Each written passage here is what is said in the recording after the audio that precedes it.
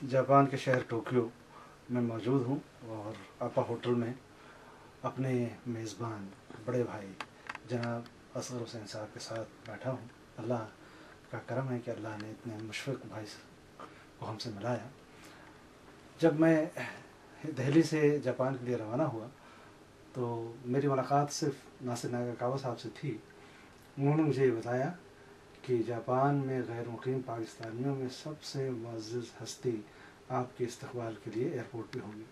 मैंने कहा मुझे शर्मिंदा न करें, इतनी मुअज़्ज़ज़ हस्ती को न भेजें, हम खुद आ जाएंगे। मैंने कहा उन्होंने कि ये उनकी खुद ख्वाहिश है कि इतनी दूर से आए हुए मेहमानों का हम इस्तक़बाल करें। और यकीनन हम एयरपोर्ट पर मौजूद जब अपने भाई से मिले तो जो नासिर नागाकावा साहब ने कहा था मुझे लगा कि उन्होंने बहुत कम कहा था, उससे और ज़्यादा कहने की बात थी। क्योंकि आप मेरा ख़्याल है जापान में तकरीबन 27 साल से हैं और जापान में इस्लाम के हवाले से जो कुछ काम आप लोगों ने किया है वो बहुत मैंने अपनी आंखों से देखा और ये देखकर ये हैरत व इस्तिजाब में अब तक पड़ा हुआ हूँ। और यही मैं आज आपसे जानना चाहता हूँ कि किस तरह से किन मुश्किलों में किन दुश्वारियों की बाद आप यहाँ तक पहुँचे कि जापान में एक मस्जिद नहीं थी लेकिन आज सैकड़ों मसाजिद यहाँ मौजूद हैं। तो हमारे बड़े भाई जनाब असगर साहब, मैं आपसे पहले ये जानना चाहूँगा कि आप जापान में कितने दिनों से हैं? मैं जापान 1984 26 अक्टूबर को आया था जी।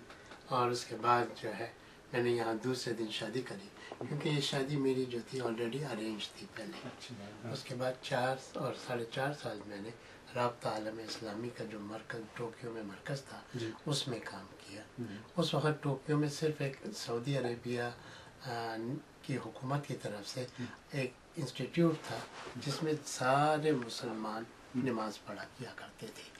एक मस्जिद थी जो कि 1933 में तुर्कों ने बनाई थी और उस मस्जिद को बोसीदा ज़्यादा होने के ऊपर गवर्नमेंट ऑफ जापान ने उसमें एंट्री बंद कर दी थी। यहाँ के ये तकरीबन 1981 के अंदर। अच्छा। और फिर जब ये यहाँ पे जो भी चीज़ मस्जिद हो या कोई नॉर्मल बिल्डिंग भी हो, अगर गवर्नमेंट ऑफ जापान उसके लिए मना कर दे तो उसको बंद कर दिया जाता है। अच्छा। उसे इस्तेमाल नहीं किया जाता। शुरू का ज़माना मुसलमान जो थे वो बहुत कम थे और हम लोगों ने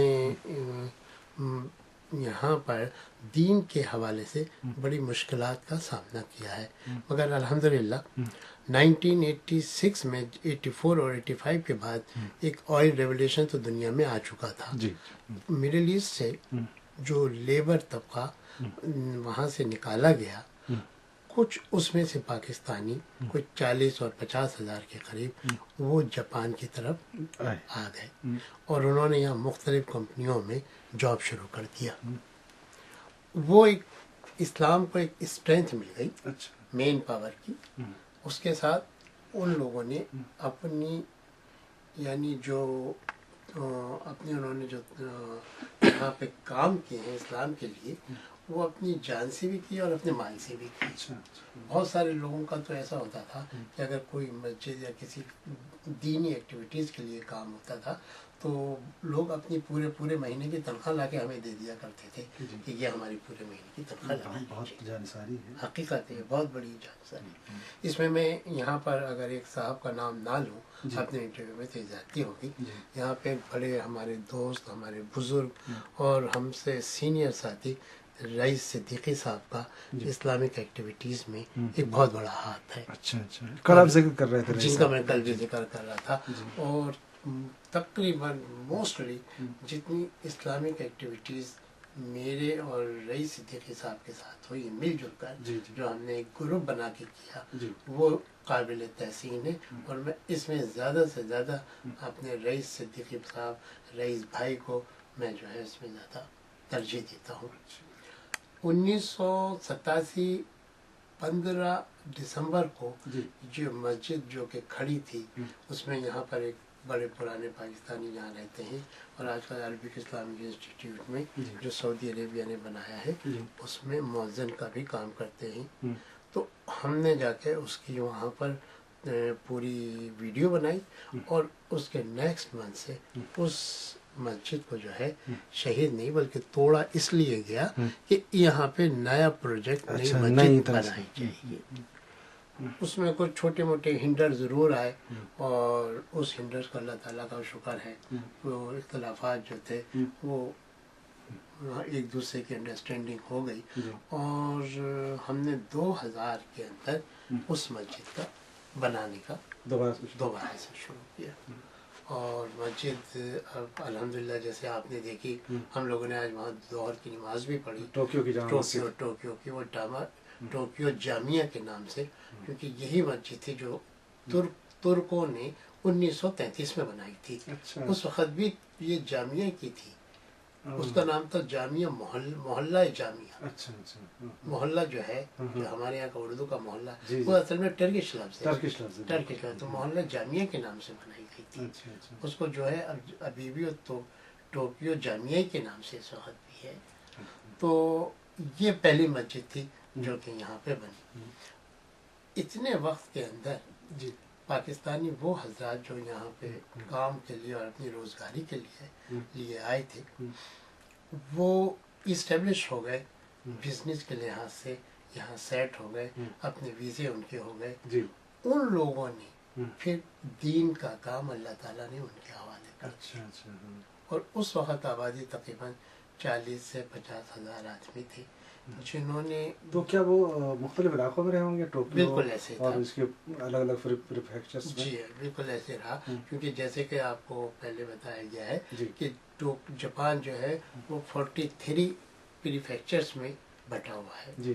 اس میں سب سے زیادہ مین جو پریفیکچر تھا وہ سائتاما کینٹ تھا، وہ انڈسٹریل ایریا تھا، ٹوکیو کے نیکسٹ بارڈر کے اوپر ہے، تو لوگ وہاں زیادہ تھے کام کرنے والے۔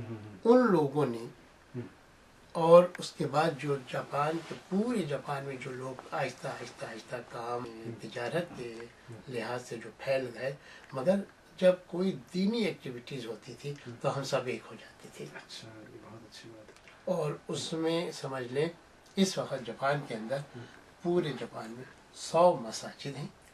اور یہ 47 پریفیکچر سب سارے پریفیکچرز میں ہیں؟ جی ساری ٹوٹل ملا کے نا، ٹوٹل ٹوکیو پریفیکچرز میں کتنے ہوں گے ٹوٹل؟ اگر ٹوکیو کے اندر کریں گے نا تو ٹوکیو اور گرد نواح ٹوکیو یعنی جو تقریباً 15 سے 20 مساجد ہیں، اور پورے جاپان میں 100 مساجد۔ ماشاء اللہ۔ اور یہ کب، یہ پیریڈ کون سا ہے جو یہ تقریباً سمجھ لیں 90 سے لے کر اور 2000 کا اب تک کا پیریڈ ہے۔ اور آپ ذکر کر رہے تھے مسلوں کا، جی یہ بتائیں اپنے ناظرین کے لیے کہ مسلح کیا ہے؟ جی ہمارے پاس مسلح سے مراد وہ چیز ہے جہاں پہ ٹیمپریری نماز پڑھی جائے۔ تو بہت ساری جگہوں پہ ایسا ہے کہ کچھ لوگ ایسے کہ جیسے مسجد دور ہے، تو ایک 20-25 آدمی وہاں رہتے ہیں، تو انہوں نے بولا مسجد یہاں پہ بہت مہنگی، ٹوکیو کی زمین بہت مہنگی ہے، ٹوکیو کی جو اسٹرکچر بنانا کسی بلڈنگ کا وہ بہت مہنگا ہے۔ آج جو ہم لوگ مسجد دیکھ کر آئے ہیں اس کی زمین اور اس کی پوری بلڈنگ ہے تو تقریباً $20 ملین ہے، ٹوکیو کی جامع مسجد، ٹوکیو کی جامع مسجد جو ہے بہت عالیشان، ہے بہت عالیشان۔ تو اتنا پیسہ تو ابھی تو اس لیے آپ لوگوں نے ان لوگوں نے کیا کیا، ایک رینٹل گھر لے لیا، اور رینٹل گھر لے کر وہ یہاں پہ $500 $600 کا ملتا ہے، لوگوں نے کنٹریبیوشن کیا، اور وہ 2 کمروں کا ملتا ہے، وہاں پہ فجر بھی پڑھائی جاتی ہے، 5 وقت نمازیں ہوتی ہیں، اور وہاں پہ اب بہت زیادہ تبلیغی جماعتیں بھی آ کے ٹچتی ہیں۔ تو کیا تعلیم و تربیت کا بھی سلسلہ ان سینٹرز میں ہے کچھ بچوں کے لیے؟ ایسا ہے کہ سب سے پہلے ہم ہی لوگوں نے ایک زمانے میں یاشیو کی جو مسجد تھی اس کا سارا ایڈمنسٹریشن میرے ذمہ تھا، اور اس کا ساری مینجمنٹ میرے ذمہ تھا، اس کا سارا سیکریٹریٹ ورک میرے ذمہ تھا۔ تو سب سے پہلے ہم نے وہاں پر بچوں کی تعلیم و تربیت کے لیے اور قرآن پڑھانے کے لیے ان جاپانی بچوں کے جن پاکستانیوں نے یا بنگالیوں نے یا انڈینز نے جاپانی عورتوں سے شادی کی ہوئی ہے، جاپانی لڑکیوں سے شادی کی ہے، ان کے بچے وہاں پہ پڑھنے آتے تھے، اور میرے پاس اس کا فگر ہے کہ 1 مہینے میں ہم نے 32 بچوں کا انتظام کیا تھا وہاں پڑھانے کا، اور وہ ماشاءاللہ ہمارا انتظام کافی سال تک چلتا رہا۔ پھر وہاں پہ جب مولوی صاحب تھوڑا سا وہاں پہ رد و بدل آ گئی تو وہ دوسری مسجد میں چلے گئے، تو اس کے بعد جو مولوی صاحب آئے تو اس کے اتنی آج بھی بچے پڑھائے جا رہے ہیں، مگر وہ